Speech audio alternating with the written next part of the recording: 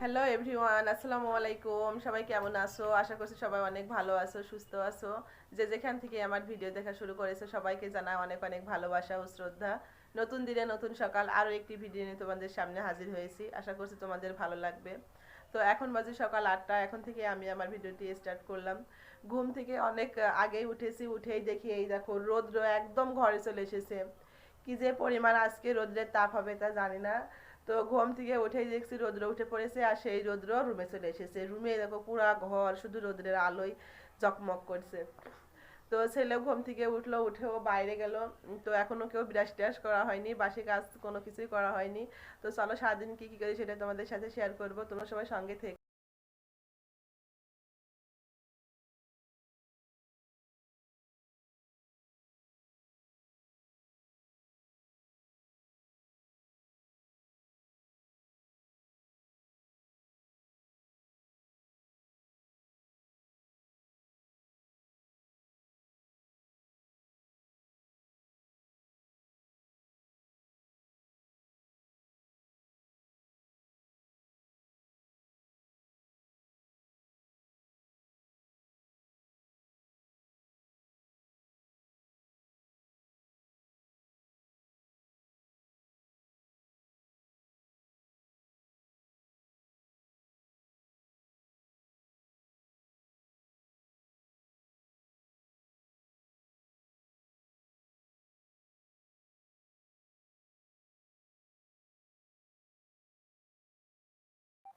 সকালে সব বাসি কাজগুলো করে নিয়েছি, নিয়ে ব্রাশ করে এই দেখো রুমে আসলাম। আর রুমে এসে সব কিছু তো গুছিয়ে নিয়েছি, তোমরা দেখতেই পেয়েছো।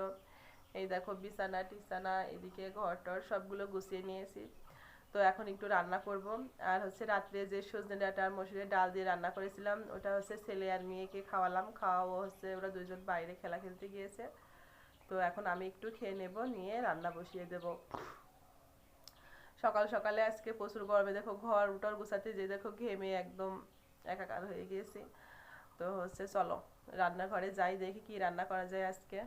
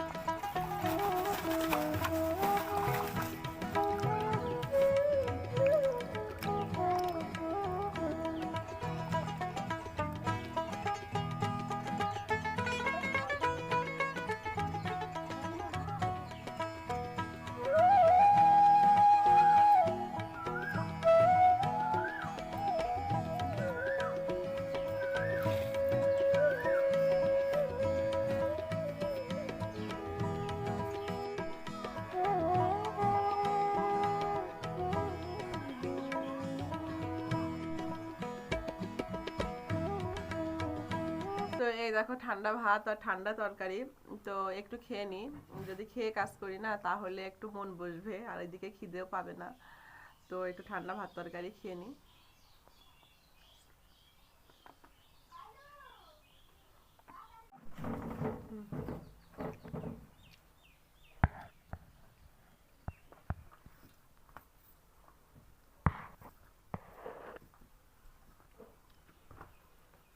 অন্ধকার।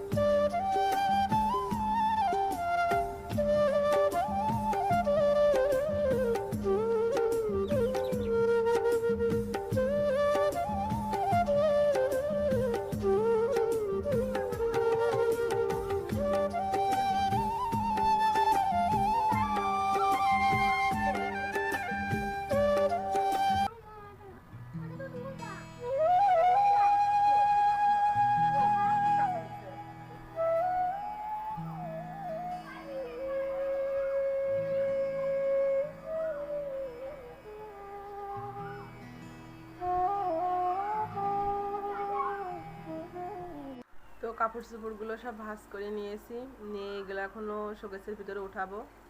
তো শোকেসের ভিতরে তেমন একটা আর বেশি জায়গাও নেই, অনেকগুলো কাপড় চোপড়ই হয়ে গেছে, এখন রাখার জায়গাটারই কষ্ট হয়ে গেছে। তো দেখি ওর ভিতরেই চিপে চিপে রাখতে হবে, তাছাড়া কিছু করার নেই। আর বাইরে যে আজকে কি তাপমাত্রায় দেখো, ঘরের ভিতর বসে আছি, তা মনে হচ্ছে বাতাসের সাথে রোদের হিট আসছে ঘরের ভিতরে, এতটা গরম।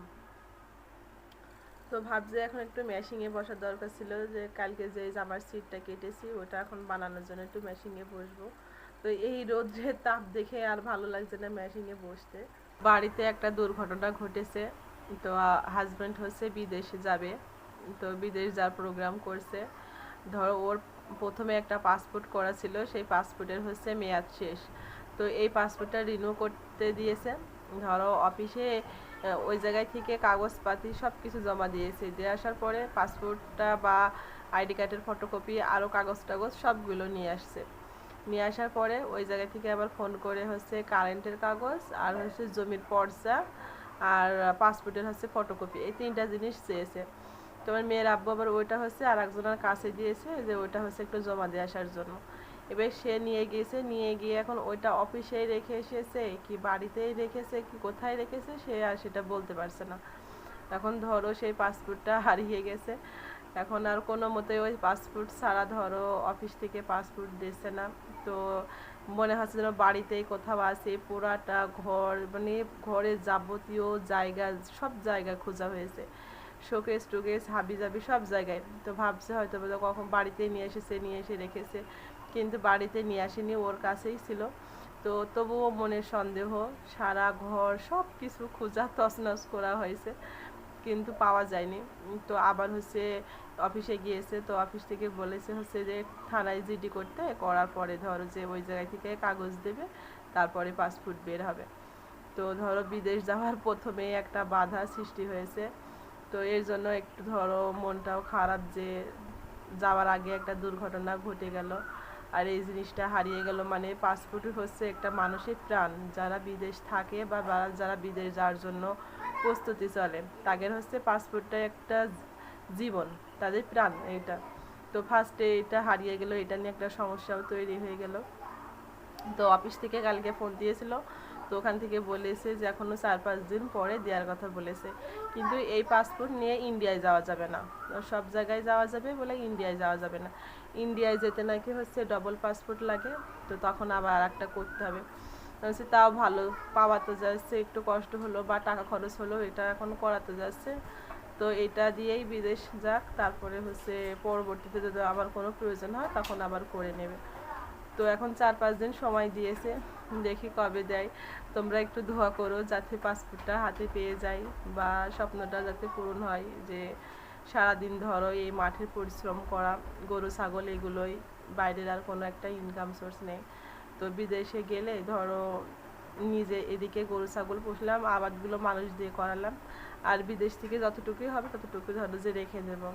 তো এই আশা নিয়েই দুইজন মনে করো এটা কথাবার্তা বলে, তো ওকে যাওয়ার সিদ্ধান্ত নিয়েছে ও, বা আমিও বলছি যে যাও, যে কিছুদিন ঘুরে আসো, তাহলে ধরো এদিকেও তোমার একটু কাজের একটু সংখ্যাটা তো কমবে। তো দেখি পাসপোর্টটা কবে হাতে পাই, পাসপোর্টটা হাতে পাওয়ার সাথে সাথে মনে করো পাসপোর্টটা জমা দিয়ে দিবে যাওয়ার জন্য। তো হচ্ছে এখন 4-5 দিন সময় নিয়েছে, তো দেখি কবে পাই।